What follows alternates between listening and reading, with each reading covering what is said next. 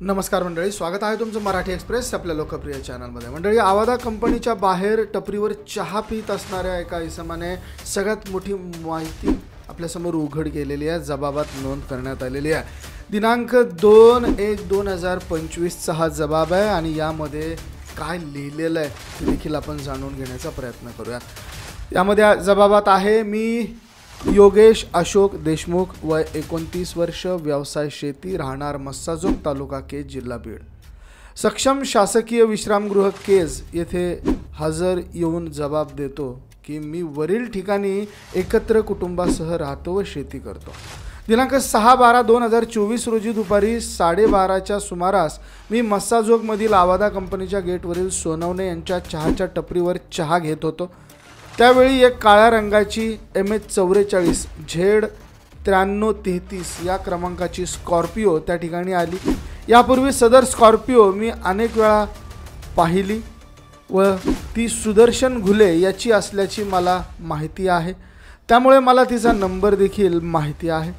सदर स्कॉर्पिओमधून सुदर्शन घुले, प्रतीक घुले, सुधीर सांगळे व एक अनोळखी व्यक्ती खाली उतरले। ते कंपनीचे सुरक्षा रक्षक अशोक सोनवणे, अमरदीप सोनवणे व भैयासाहेब सोनवणे यांच्यासोबत भांडणं करत होते। त्यामुळे मी तिथे गेलो। सुदर्शन घुले व त्याचे साथीदार गेटमधून आत सोडा म्हणून सुरक्षा रक्षकासोबत हुज्जत घालत होते। सुरक्षा रक्षक त्यांना आत सोडत नसल्यामुळे त्यांनी सुरक्षा रक्षकांना शिवीगाळ केली।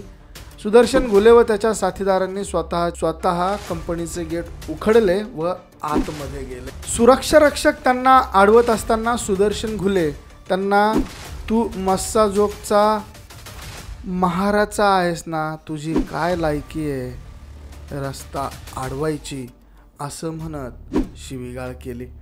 कंपनीचे एक अधिकारी शिवाजी थोपटे हे पण त्या ठिकाणी होते। सुदर्शन घुले यांनी त्यांना, वाल्मिक कराडचा माणूस आहे, कंपनी सुरू ठेवायची असेल तर 2 कोटी रुपयाची खंडणी अण्णाला द्या अशी धमकी दिली व धक्काबुक्की करून शिवीगाळ केली।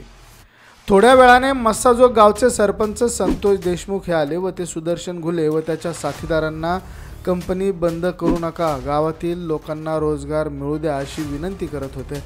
त्यावेळी सुदर्शन घुले याने सरपंच संतोष देशमुख यांना म्हणाला की सरपंच, तुला बघून घेऊ, तुला जिवंत सोडणार नाही अशी धमकी दिली। थोड्या वेळाने केज पोलीस ठाण्यातील पोलीस आले व सुदर्शन घुले व त्याच्या साथीदारांना पकडून घेऊन गेले। माझा वरील जबाब माझे सांगण्याप्रमाणे संगणकावर टंकलिखित केला, तो मला वाचून दाखवला, तो बरोबर व खरा आहे।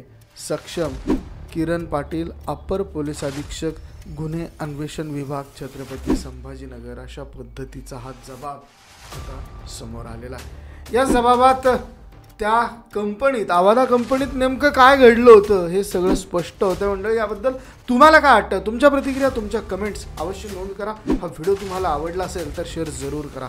धन्यवाद।